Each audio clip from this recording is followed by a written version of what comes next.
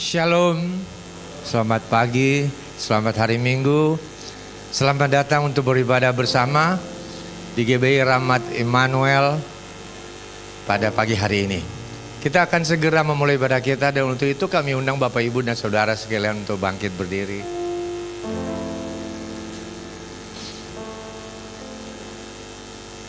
Mari kita arahkan hati dan pikiran kita kepada Tuhan dan kita bersatu di dalam doa. Allah Bapa kami yang bertahta di dalam kerajaan surga, Tuhan yang kami kenal, kami sembah di dalam nama Yesus Kristus. Segala hormat dan puji syukur kami sampaikan bagimu Bapa, atas besarnya kasih setiamu bagi kehidupan kami anak-anakmu. Kami bersyukur, kami berterima kasih Tuhan. Engkau telah datang ke dalam dunia ini menjadi manusia untuk menyelamatkan kami dari hukuman dosa. Engkau memberikan roh-Mu yang kudus kepada setiap kami untuk menolong kami di dalam berbagai kelemahan kami, mengingatkan kami akan firman-Mu, bahkan memampukan kami hidup sesuai dengan kehendak-Mu. Terpujilah nama-Mu Bapa. Kami bersyukur, kami berterima kasih Bapa. Sepanjang minggu yang telah berlalu Engkau telah menyertai, melindungi dan memberkati kami, meluputkan, melepaskan kami dari segala kesusahan dan mara bahaya dan daripada yang jahat. Dan pada pagi hari ini Engkau telah menuntun langkah kami untuk datang ke hadirat-Mu. Terima kasih Bapa. Ini kami anak-anak-Mu. Kami hendak bernyanyi, memuji dan memuliakan Engkau. Dan kami juga ingin mendengarkan kebenaran firman-Mu yang akan menguatkan iman kami. Bapa di surga, kami membuka hati kami seluas-luasnya bagi kebenaran firman-Mu. Dan kami berdoa bagi hamba-Mu, Pendeta Julius Parapat, yang akan menyampaikan isi hati-Mu bagi kami pada pagi hari ini. Tuhan berkati, Tuhan urapi dengan urapan yang baru.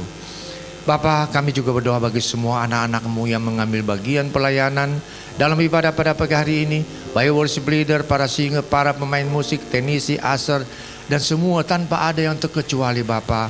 Bapa, sucikan kami, layakkan kami untuk melayani Engkau, dan mampukan kami untuk melakukan yang terbaik hanya untuk hormat dan kemuliaan bagi nama-Mu.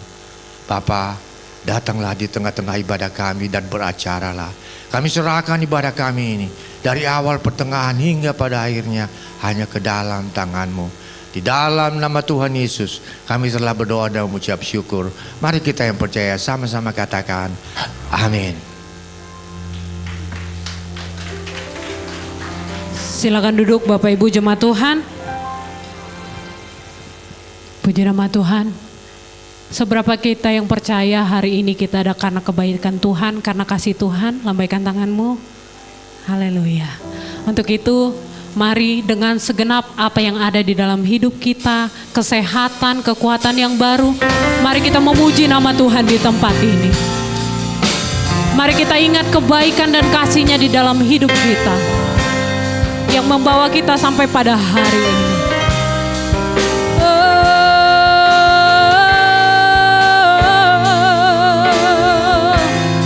Terima kasih Tuhan untuk penyertaan-Mu.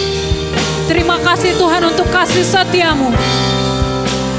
Begitu besar kasih-Mu Bapa, Kau berikan anak-Mu yang tunggal.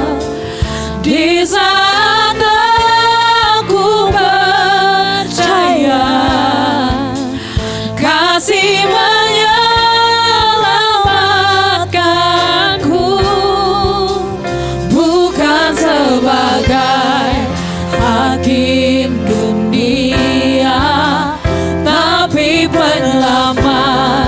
yang berkorban untuk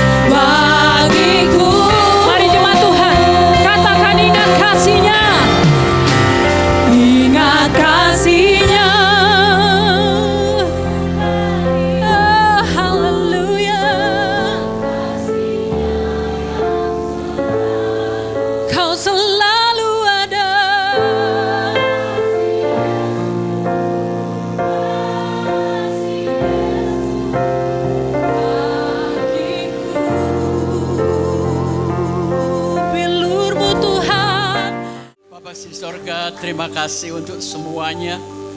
Hamba-Mu tetap boleh berdiri untuk menyampaikan ceramah firman-Mu. Sampaikan dengan bahasa yang sederhana, sehingga setiap kami diberkati dengan luar biasa. Roh Kudus bantu kami untuk memahami. Kami siap untuk diberkati, karena doa ini kami alaskan di dalam nama Bapa, Putra dan Roh Kudus, di dalam nama Tuhan Yesus Kristus. Amin. Silakan duduk. Selamat hari Minggu, selamat beribadah. Saudara, saya tadi mau ke sini lewat Central Park, dan mendadak saya jatuh 2 kali. Itu rasanya kaki ini didorong ke depan begitu cepat. Yang pertama, saya jatuh di depan ATM BCA. Dan yang kedua, saya jatuh di Max Spencer. Di depan Max Spencer. Ya. Ya, saya berterima kasih untuk orang-orang yang gak saya kenal. Tapi mereka menolong sampai saya dibawa ke taksi. Dan saya sampai di sini. Ya. Saya sudah sering berkata, hidup itu gak boleh cengeng. Hidup itu memang keras. Lalui aja dengan rasa terima kasih. Ya. Saudara, saya ingin membawa Anda semua mengingat waktu ujian SMA. Tolong diingat ujian SMA. Ingat ya. Waktu ujian SMA, saya dipindahin sekolah. Jadi ujiannya nggak boleh di SMA 2. Saya ke SMA 6, semua dipindah-pindah. Dan yang kedua, guru memang ada di situ, tapi gurunya diam aja, Bu. Betul nggak? Dan ini pelajaran yang membuat saya mengerti tentang sebuah persoalan. Pak Pengki, bagaimana kita menyikapi sebuah persoalan ya? Persoalan itu gini, saya punya pendapat. Semua persoalan pasti berlalu. Nggak ada yang nggak berlalu, ya. Jadi sabar berproses, semuanya pasti berlalu. Saudara, manusia itu begitu cepat ingin meminta hasil. Padahal Tuhan itu senang kita berproses. Karena dengan proses kita ini menjadi dewasa, ya. Nah, hari ini saya ingin menyampaikan tema saya, yaitu challenge to change. Bagaimana kita ditantang untuk berubah. Kalau saudara nggak mau ngeladenin, saudara punah seperti dinosaurus. Ya, baik, kita bangkit berdiri. Tolong bukain saya Injil apa tadi Ben? Injil Markus ya. Ya. Injil Markus ayat 2 sampai dengan 13. Injil Markus pasal 2 pasal 9 ayat 2 sampai 13. 6 hari kemudian Yesus membawa Petrus, Yakobus dan Yohanes bersama-sama dengan mereka. Ia naik ke sebuah gunung yang tinggi. Di situ mereka sendirian saja. Lalu Yesus berubah rupa di depan mata mereka. Dan pakaiannya sangat putih berkilat-kilat. Tidak ada seorang pun di dunia yang dapat menggelantang pakaian seperti itu. Maka nampaklah kepada mereka Elia bersama dengan Musa. Keduanya sedang berbicara dengan Yesus. Kata Petrus kepada Yesus, "Rabi, betapa bahagianya kami berada di tempat ini. Baiklah kami dirikan 3 kemah. 1 untuk engkau, 1 untuk Musa, dan 1 untuk Elia." Ia berkata demikian sebab tidak tahu apa yang harus dikatakannya, karena mereka sangat ketakutan. Maka datanglah awan menaungi mereka, dan dari dalam awan itu terdengar suara, "Inilah anak yang kukasihi, dengarkanlah dia." Dan sekonyong-konyong waktu mereka memandang sekeliling mereka, mereka tidak melihat seorang pun lagi bersama dengan mereka, kecuali Yesus seorang diri. Pada waktu mereka turun dari gunung itu, Yesus berpesan kepada mereka supaya mereka jangan menceritakan kepada seorang pun apa yang telah mereka lihat itu sebelum Anak Manusia bangkit dari antara orang mati. Mereka memegang pesan tadi sambil mempersoalkan di antara mereka apa yang dimaksud dengan bangkit dari antara orang mati. Lalu mereka bertanya kepadanya, mengapa ahli Taurat berkata bahwa Elia harus datang dahulu? Jawab Yesus, memang Elia akan datang dahulu dan memulihkan segala sesuatu.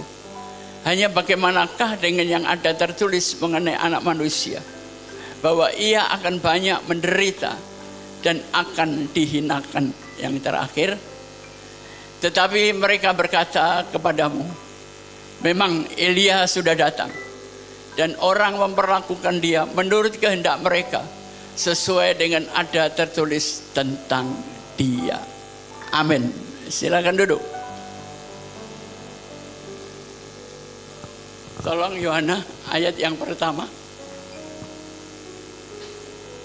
6 hari kemudian, ya, Yesus membawa Petrus, Yakobus dan Yohanes bersama-sama dengan mereka.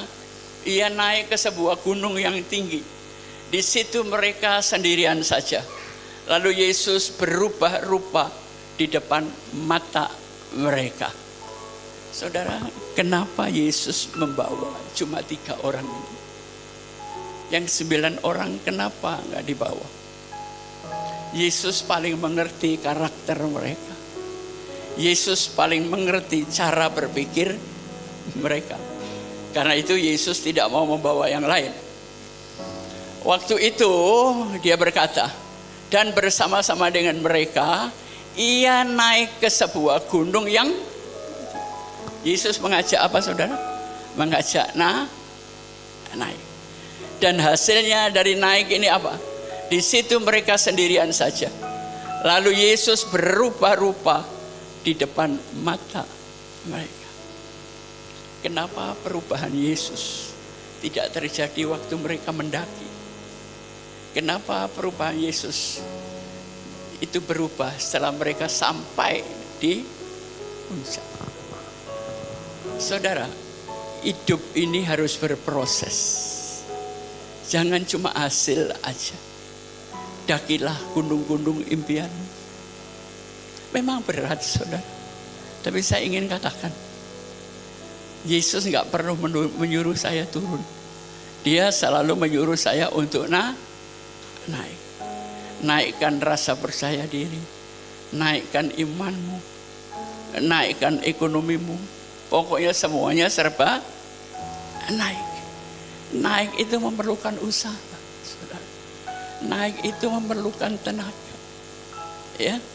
Jadi kalau Anda ingin melihat Yesus berubah rupa, tolong naik kepada panggilan Tuhan.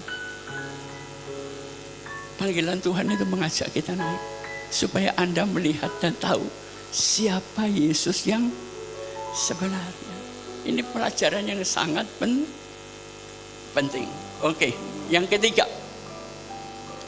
Dan pakaiannya sangat putih berkilat-kilat. Tidak ada seorang pun di dunia ini yang dapat menggelantang pakaian seperti itu. Bukan hanya dirinya yang berubah, pakaiannya juga berubah. Enggak ada orang bisa menggelantang pakai pemutih apapun. Enggak bisa seperti yang Yesus pakai. Ya. Kita ini punya pakaian kebesaran. Setiap orang punya pakaian kebesaran, saudara. Ya. Mungkin itu pakaian seorang jenderal. Mungkin itu pakaian seorang konglomerat. Mungkin itu pakaian seorang hamba Tuhan. Ya. Nah, pakaian-pakaian ini bukan hanya untuk label, tapi Anda harus membuatnya cemerlang supaya masyarakat itu melihat bahwa di dalam hidupmu engkau berubah. Ya, ayat yang keempat, perhatikan. Maka nampaklah kepada mereka Elia bersama Musa. Keduanya sedang bicara dengan Yesus. Saudara perhatikan, Elia dan Musa itu bicara masa lalu. Ratusan tahun sebelum Yesus. Mungkin ribuan tahun. Saudara, setiap manusia enggak bisa melupakan masa lalu. Tapi mengendalikan masa lalu. Enggak bisa saudara hilangkan masa lalu, enggak bisa. Kita hanya bisa mengendalikan, ya. Jadi masa lalu berbicara dengan Yesus yang masa kini. Sekarang perhatikan ayat yang kelima. Kata Petrus kepada Yesus, Rabi, betapa bahagianya kamu berada di tempat ini. Baiklah, kami dirikan 3 kemah. 1 untuk engkau, 1 untuk Musa, dan 1 untuk Elia. Petrus sudah melihat perubahan, tapi pola pikirnya tetap masa lalu. Petrus sudah melihat perubahan, tapi pola pikirnya selalu egois. Orang yang sudah melihat Yesus di puncak, itu karakternya semuanya harus berubah, Bapak Ibu. Ya, jadi Petrus itu terlalu ego. Dia ingin mengurung Musa, Elia, dan Yesus untuk kebahagiaan dia sendiri. Nggak bisa gitu dong. Hidup jangan egois. Sekarang perhatikan ayat ke-6. Ia berkata demikian sebab tidak tahu apa yang harus dikatakannya, karena mereka sangat ketakutan. Perubahan itu memang menimbulkan ketakutan, Bapak Ibu. Enggak ada perubahan yang tidak menimbulkan ketakutan. Perubahan akan menggeser kita dari zona nyaman menuju zona yang sangat tidak nyaman. Saudara mau berubah enggak? Ya, terserah Anda, kalahkan ketakutanmu. Orang berani itu bukan orang yang enggak punya rasa takut. Orang berani itu adalah orang yang punya rasa takut, tapi mampu mengendalikannya. Ya, kita semua punya rasa takut kok, tapi kendalikan rasa takut untuk masa depan. Ayat yang ke-7. Maka datanglah awan menaungi mereka, dan dari dalam awan itu terdengar suara. Inilah anak yang kukasihi, dengarkanlah. Yesus itu saat itu hidup di masa kini, ya, bukan hidup di masa lalu, tapi hidup di masa kini. Nanti saya akan jelaskan, ya. Banyak orang hidupnya stres karena apa? Cemas hari esok, nggak bisa bersyukur hari ini, menyesal hari kemarin.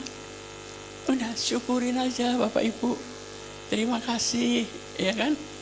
Kita hari ini karena perjalanan kemarin. Sekarang ayat yang ke-8. Dan sekonyong-konyong waktu mereka memandang mereka, mereka tidak melihat pun seorang lagi bersama dengan mereka kecuali Yesus seorang diri. Yesus ingin mengatakan Musa dan Elia adalah masa lalu, sudah enggak ada.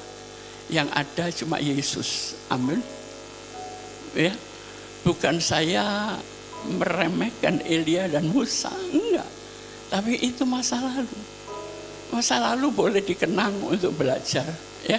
Tapi bukan untuk kita stres, Bapak Ibu. Belajarlah dari mereka. Mereka lenyap dari pemandangan. Sisanya cuma Tuhan Yesus. Semua itu fana, saudara. Cuma Tuhan Yesus yang tidak berubah, kekal sampai selama-lamanya. Amin. Oke, ayat yang ke-9.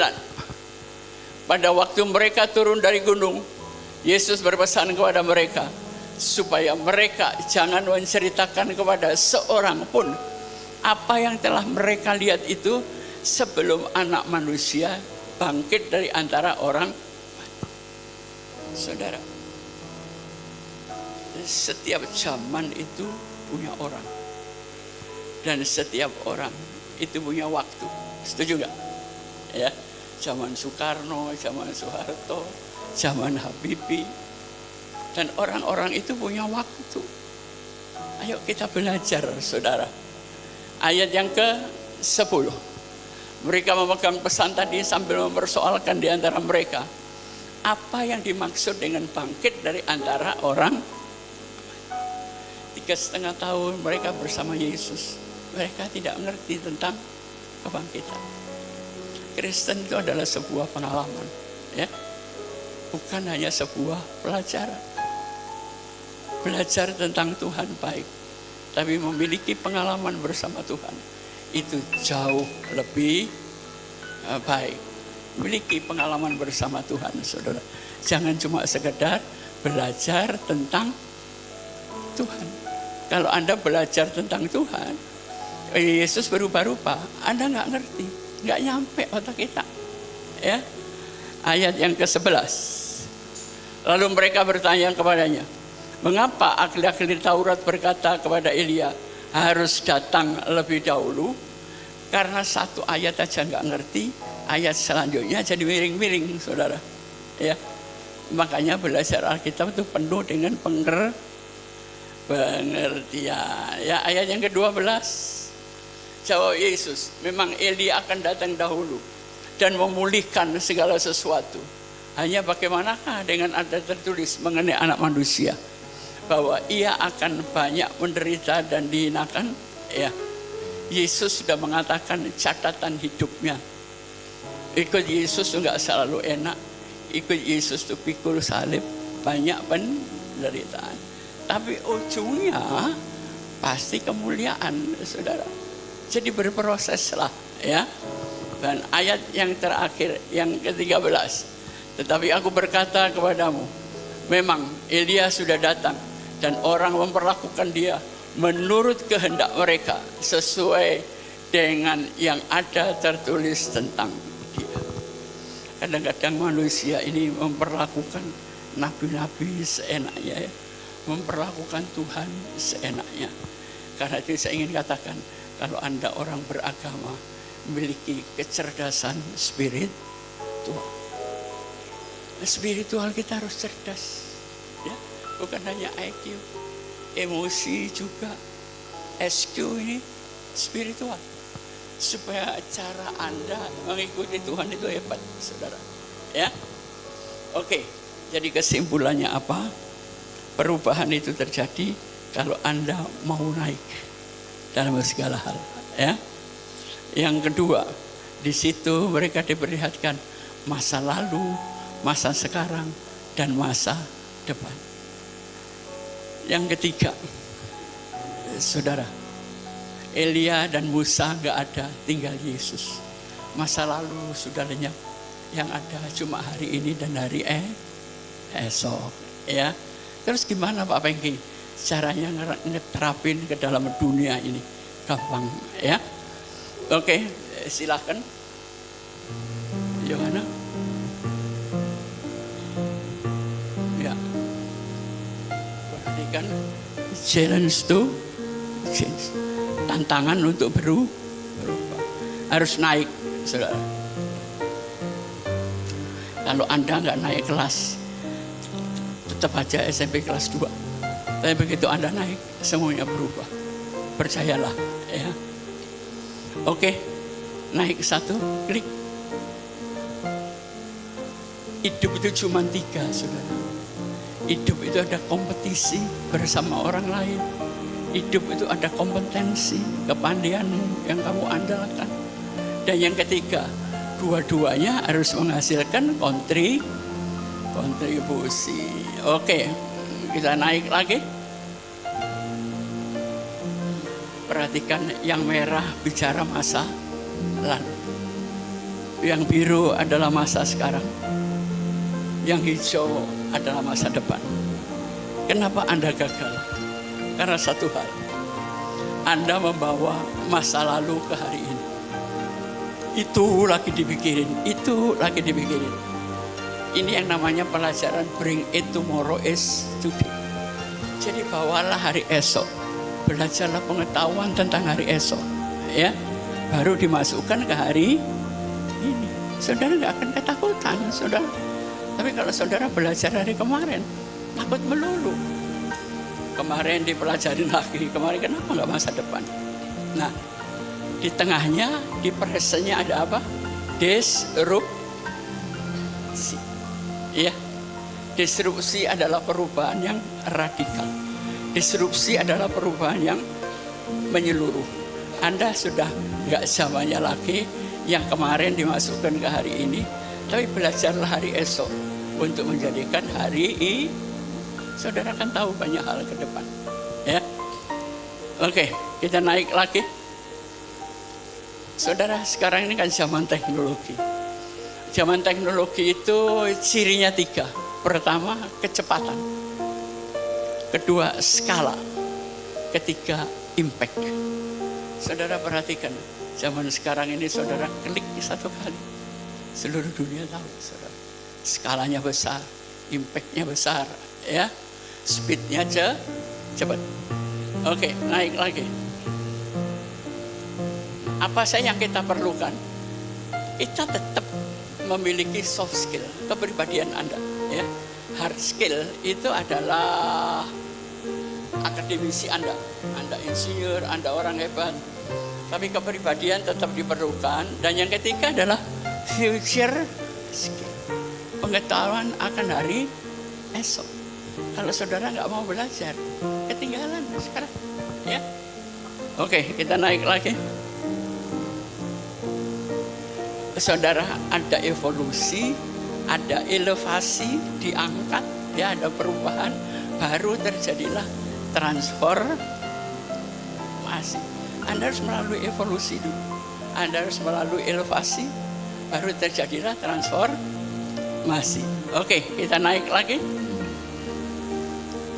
Saudara, siapa yang hari ini tetap jadi korban?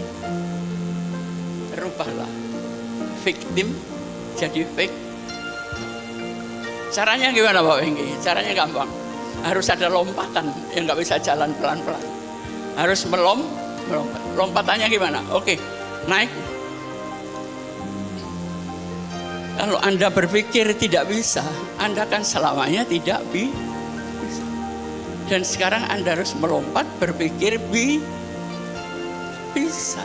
Sekarang ini ada ribuan pekerjaan sudah hancur, nggak ada lagi. Muncullah pekerjaan baru, di mana kita juga nggak ngerti. Dan kita harus belajar, saudara. Ya. Yang kedua, hidup itu jangan cari alasan kalau mau maju, tapi harus memberi hasil. Harus ada kontribusi. Jangan hidup di masa lalu, tapi menciptakan masa depan yang cerah. Dan yang terakhir, hidup ini jangan cuma mengambil dari dunia, tapi Anda harus memberi kepada dunia. Dan nanti saudara akan maju. Percayalah, ya. Oke, kita naik lagi. Ancaman. Inilah ancaman orang-orang sukses, saudara. Pertama adalah makin hari orang itu talentanya makin merosot, saudara. Makin merosot talentamu karena jenuh, bosan, ya. Yang kedua di situ apa ini? Menurunnya reputasi. Ini menyebabkan kegagalan. Dan yang ketiga menjadi rata-rata. Sudah nggak hebat lagi, saudara, karena sudah sekian tahun, ya. Dan selanjutnya mengalihkan energi. Energi itu harus dipusatkan, saudara. Anda harus fokus. Kalau Anda energinya kompleks, itu jadi generalisasi. Saudara susah untuk maju, ya. Dan kemudian apa selanjutnya? Gaya hidup apa ini? Gaya hidup kompleks, ya. Hidup itu sederhana aja, saudara. Nggak usah ngikutin gaya hidup. Kemudian terakhir apa? Jangan jadi sombong. Sombong Anda akan hancur. Sombong Anda akan gagal. Dan terakhir, hidup ini berakhir dengan kematian. Selesai kita, Bu, ya. Oke. Naik lagi. Ada 3 langkah. Pertama adalah pembelajaran. yang menghasilkan pertumbuhan. Pembelajaran akan meningkatkan kesadaran dan memberikan pertumbuhan. Yang kedua, kalau Anda melakukan pembelajaran dan pertumbuhan, tingkat pendapatan Anda naik dan dampak hidup Anda juga berdampak. Ya. Dan yang ketiga, setelah saudara pembelajaran, pertumbuhan, pendapatan, dampak, penerapannya gimana? Jangan cuma teori aja, saudara. Ya, penerapannya pilih yang lebih baik dan laksanakan menjadi sesuatu yang lebih baik. Ya, oke, kita naik lagi. Saudara, ada singkatan AFRA. Hati ini memang harus dibersihkan.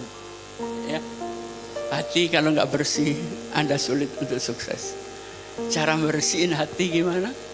Awareness, ya, kesadaran. Sekali lagi, kesadaran, bukan terpaksa atau tekanan atau tuntutan, tapi kesadaran.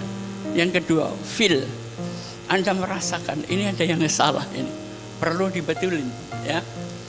Dan yang ketiga, release. Lepaskan apa yang menghambat Anda, saudara. Ya, lepaskan aja. Nggak usah terikat dengan hal-hal yang membuat kita gagal. Yang terakhir, asken. Asken itu apa? Menjadi naik lebih baik, ya. Oke, naik lagi. Oh ya, kita sudah selesai, saudara. Ya, upah always change. God